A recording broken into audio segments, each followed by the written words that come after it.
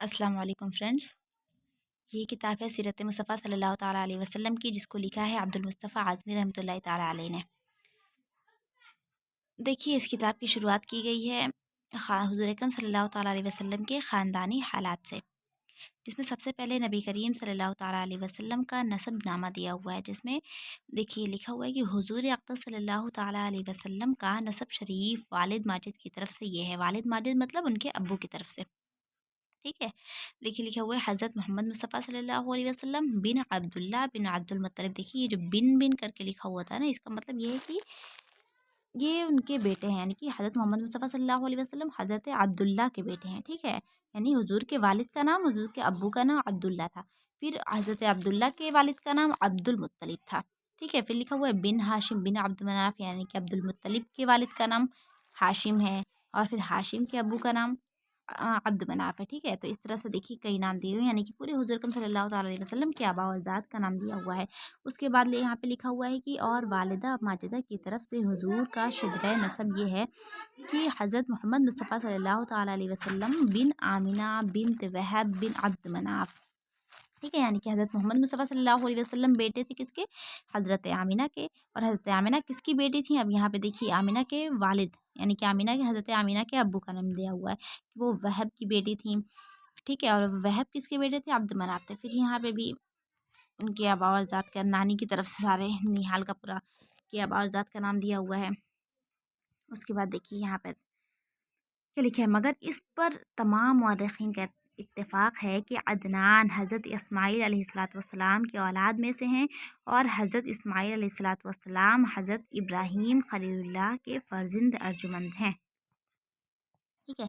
अब ख़ानदानी शराफ़त में लिखा हुआ है कि हुज़ूर अकरम सल्लल्लाहु ताला अलैहि वसल्लम का ख़ानदान व नसब नजाबत व शराफ़त में तमाम दुनिया के ख़ानदानों से शर्फ़ व आला है, और ये वो हकीकत है कि आपके बदतरीन दुश्मन कुफ़ार मक्का भी कभी इसका इनकार न कर सके। चुनांचा हज़रत अबू सुफियान ने जब वो कुफ्र की हालत में थे, यानी कि बाद में उन्होंने इस्लाम कबूल कर लिया था, ठीक है। तो जब वो कुफ्र की हालत में थे, तो बादशाह रूम व हिरक़्ल, बादशाह रूम के बादशाह थे हिरक़्ल, उनके भरे दरबार में इस हकीकत का इकरार किया कि हुआ फ़ीना ज़ू नसबिन, वो हमारे दरमियान नसब व हसब वाले हैं।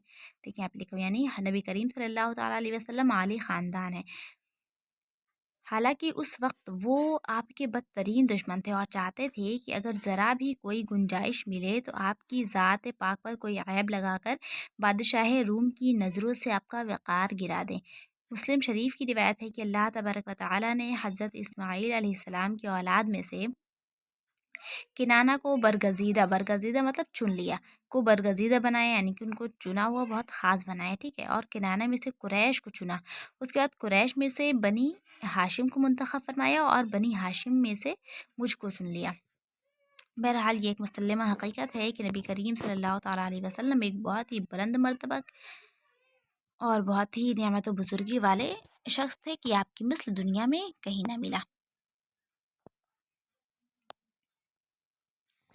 देखिए यहाँ पे लिखा हुआ है कुरैश, हुज़ूर अक़दस सल्लल्लाहु ताला अलैहि वसल्लम के ख़ानदानी नबूवत में सभी हज़रात अपनी गोनागो खसूसियात की वजह से बड़े नामी गिरामी हैं, मगर चंद हस्तियाँ ऐसी हैं जो आसमानी फ़ज़लों, यानी कि सारे ही लोग बहुत ज़्यादा स्पेशल थे, सबके अंदर कुछ ना कुछ अल्लाह रब्बुल इज़्ज़त ने कुछ ख़ुसूसियत पैदा की थी, मगर चंद हस्तियाँ, कुछ लोग तो इतने ज़्यादा ही बुलंद हो गए। देखिए यहाँ पे लिखा हुआ है कि मगर चंद हस्तियाँ ऐसी हैं जो आसमानी फ़ज़लो कमाल पर चांद तारे बनकर चमके।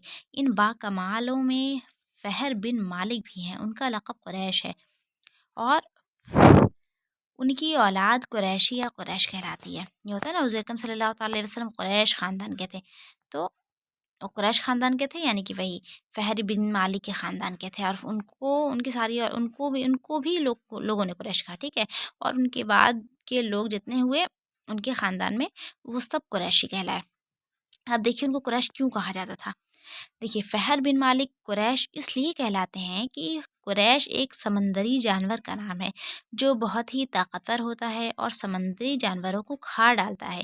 یہ تمام جانوروں پر ہمیشہ غالب ہی رہتا ہے، کبھی مغلوب نہیں ہوتا۔ چونکہ فہد بن مالک اپنی شجاعت مطلب ہوتا ہے بہادری اور خدا کی دی ہوئی طاقتوں کی بنا پر تمام قبائل عرب پر غالب تھے، اس لیے اہل عرب مطلب وہی عرب کے لوگ ان کو قریش کے لقب سے پکارنے لگے۔ چنانچہ اس کے بارے میں ایک شاعر کا نام لکھا ہوا ہے یہاں پر، ان کا بہت مشہور شعر ہے، یعنی کہ قریش ایک جانور ہے جو سمندر میں رہتا ہے، اس کے نام پر قبیلہ قریش کا نام قریش رکھ دیا گیا۔ پھر آگے چل کر یہ قریش بہت مشہور ہوتا ہے، یہ قریش خاندان پورا ہی۔ اور پھر دیکھیں یہاں پہ کیا لکھا ہوا ہے کہ حضور صلی اللہ تعالیٰ علیہ وسلم کے ماں باپ دونوں کا سلسلہ نسب فہر بن مالک سے ملتا ہے، ٹھیک ہے، اس لیے حضور صلی اللہ تعالیٰ علیہ وسلم ماں باپ دونوں کی طرف سے قریشی ہیں۔ یعنی کہ حضرت آمینہ بھی اگر بہت دور دراز سے دیکھا جائے تو اسی خاندان کی بیٹی تھی، اور حضرت عبداللہ بھی اسی خاندان کے بیٹے تھے، لیکن چلیے پھر آپ لوگ سمجھ گئے ہوں گے۔ پھر یہاں پہ کیا لکھا ہوا ہے کہ ہاشم، حضور صلی اللہ تعالیٰ علیہ وسلم کے پر دادا ہاشم بڑی شان و شوکت کے مالک تھے۔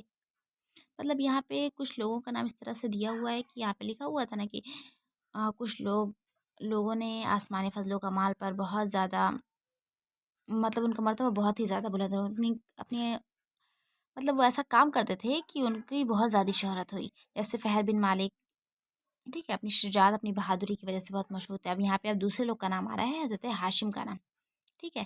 تو اب دیکھیے یہاں پہ لکھا ہے کہ حضور اکرم صلی اللہ تعالیٰ علیہ وسلم کے پردادا ہاشم بڑی شان و شوکت کے مالک تھے، ان کا اصلی نام عمرو تھا، انتہائی بہادر، بے حد سخی اور اعلیٰ درجے کے مہمان نواز تھے۔